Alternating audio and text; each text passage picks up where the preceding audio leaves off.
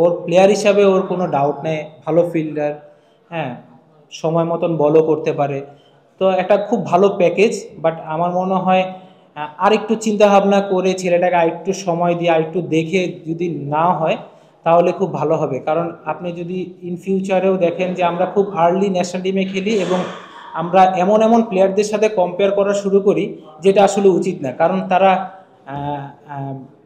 18, 19, 20 বছর ধরে ইন্টারন্যাশনাল ক্রিকেটে ডমিনেট করে যাচ্ছে, ওয়ার্ল্ড ক্রিকেটে।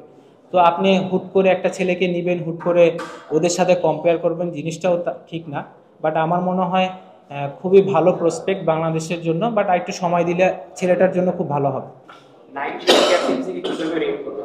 দেখেন খুব ভালো, ও খুব ভালো ইনভলভ থাকছে মাঠে, প্লাস আমি থাকি মাঠে, ও যখন যেটা প্রয়োজন হয় আমি ওকে হেল্প করি, ও আমার কাছে জিজ্ঞেস করে। তো ও, আমার মনে হয় ও খেলাটাকে খুব এনজয় করছে, সাথে ক্যাপ্টেন্সিটাও এনজয় করছে। আমার মনে হয় খুব ভালো কম্বিনেশন নিয়ে ও আগাচ্ছে।